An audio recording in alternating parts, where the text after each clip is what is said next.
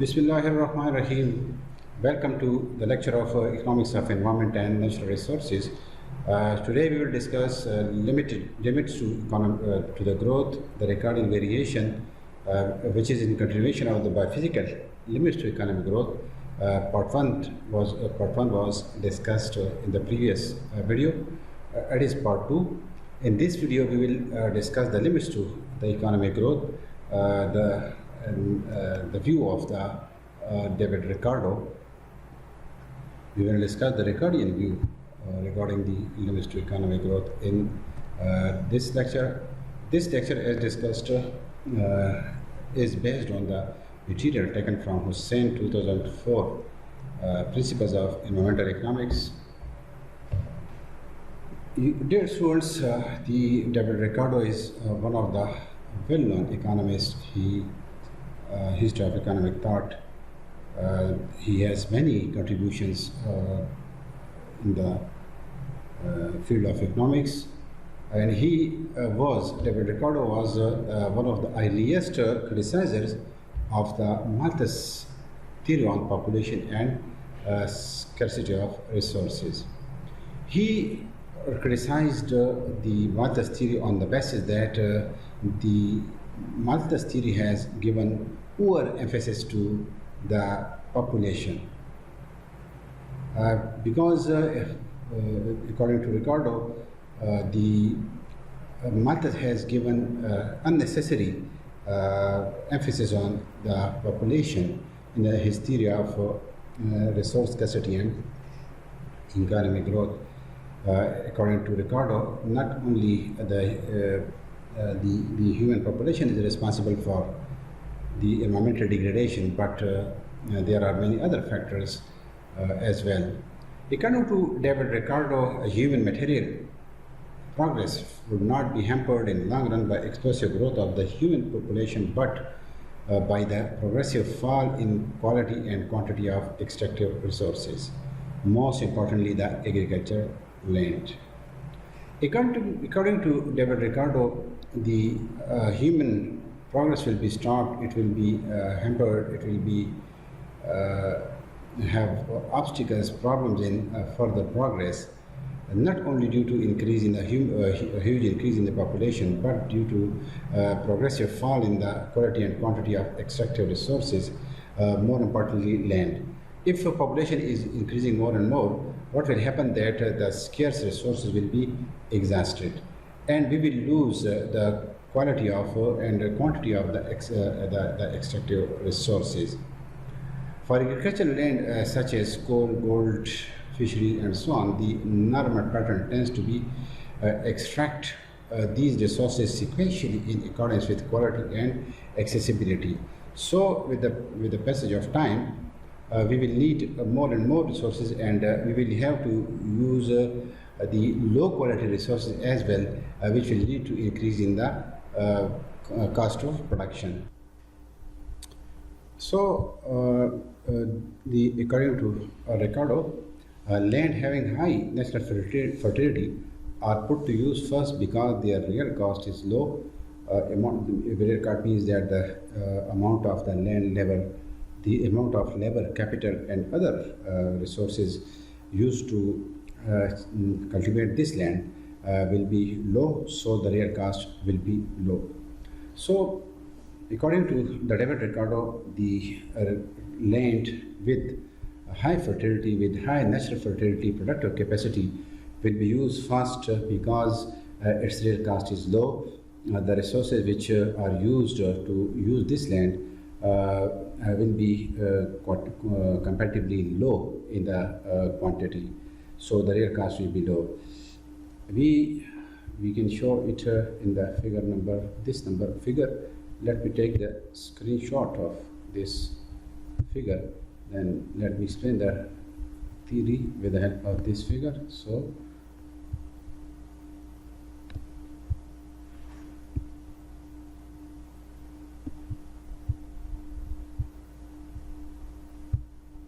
we can explain this with the help of this figure number 2. You are seeing on the left hand side of these slides. Here the P naught A, this P naught A. This is the fertile land. This line segment shows the fertile land. A supply of the fertile land of high fertility and high and uniform quality. A maximum of this region C, OC naught, this area, maximum of this area up to this area is available for use. A part of supply curve BC, we see above this PA, this one, BC. This is another supply curve of the land, and this is a comparatively lower quality land. This parallel shift, upward shift of the supply curve from P naught A, this P naught A to this BC. This is show that the increase in the real cost arising from change in the quality of land from fertile to marginal farm land. This BC land, this piece of land is comparatively low quality. So on the y-axis we measure the price or the cost. On the x-axis we measure the farm land. So as we go above, as we move from here to here, we see there will be increase in the cost. And this cost is because this land BC is low in the quality, so more labor and more capital are required to cultivate this land. Therefore, the real cost will be comparatively higher. And up to this region, this much, C0, C1, this C0, C1, this is the land of that marginal fertility, second category of the land. We have another quality of the land as well, represented by EF, this, which is beyond this point C1. This is considered submarginal in terms of its fertility, and the line EF show the supply curve of this type of land. Suppose there is no apparent restriction on the amount of submarginal land available for use. This is the figure explained previously, that we have the P naught A, the high quality of land, and maximum quantity C up to C naught, this much is available. The second quality of land is BC, and this line segment, and the amount available is C0 to C1. The cost is higher, as we see, because on the y-axis we measure the cost, the price, and the x-axis we mean the quantity of the land measured in acres. So the BC, this shows a higher curve, higher supply curve, which shows the marginal land, land of marginal fertility, which is in the type of land which lower fertility than the P naught A. So it is a low quality land, more labor and capital will be required to use this type of the land. Therefore, the real cost will be higher. We measure on the y-axis, its cost will be OP1. Similarly, in this third type of the land available here is the EF, which is beyond C1, and it is the land of the submarginal quantity, which is of lower level, lower fertility than the land represented by BC.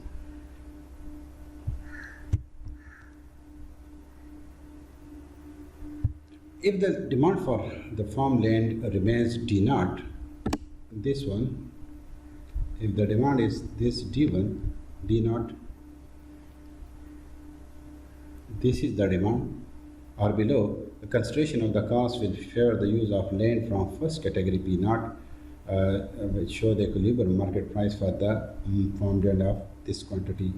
So if the demand is D0, we will use the OP0, we will use P0 A land, and which is the highest quality land, highest fertility land, and the cost will be OP0.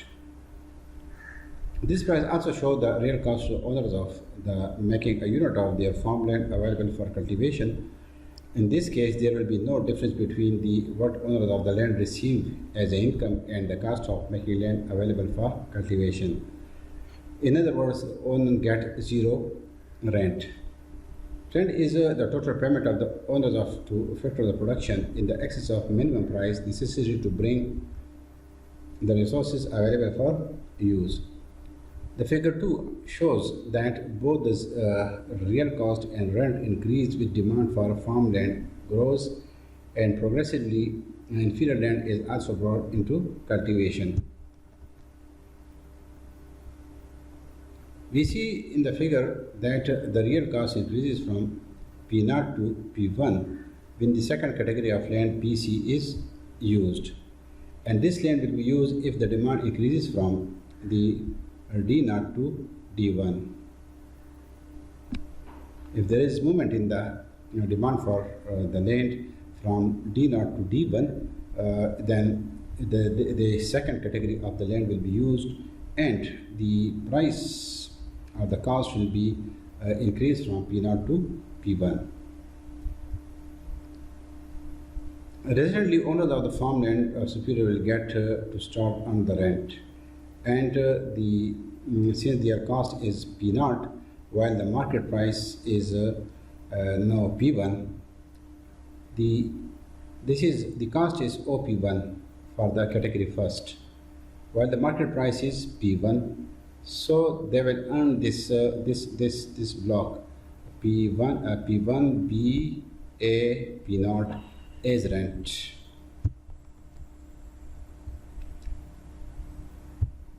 This means that the owners of, as I explained, the owners of fertile land collectively will earn a total rent owned by the area P0, P1, BA, this shown by this area 1, this area 1, this square or rectangle.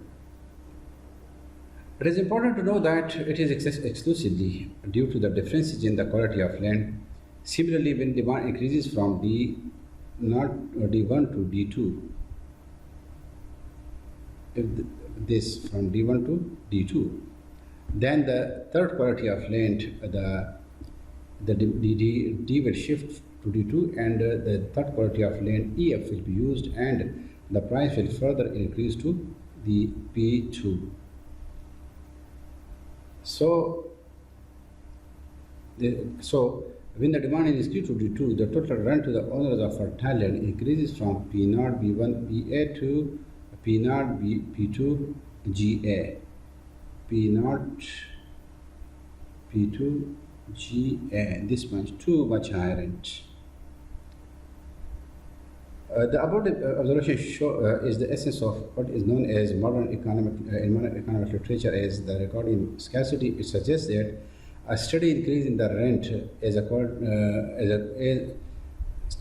steady increase in the rent as the quality of the land declines means that as the quality of the land falls, then the rent will increase.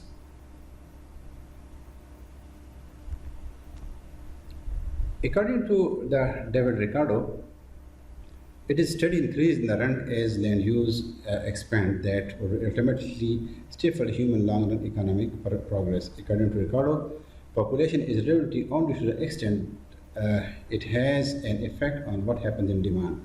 Population is relevant to demand. Population will affect the demand. For Ricardo, the major obstacle to the human material progress would be not so much from demand as rather from supply side constraint. This was a hard debate between the Malthus and Ricardo and was responsible for producing several written exchanges that are still of significant interest to the economic historians. Ricardo did not develop his theory of rent and scarcity to suggest by physical limits to the economic growth.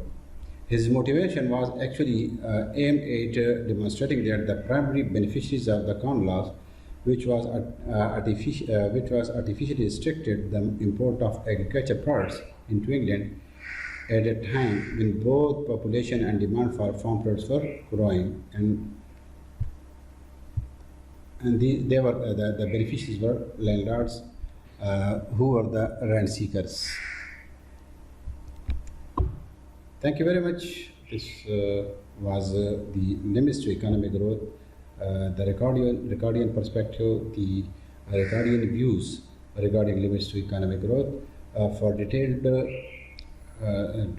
discussion of this topic, you can read the book Principles of Environmental Economics, written by Ahmad Hussain, and is given in the reference list. Thank you very much.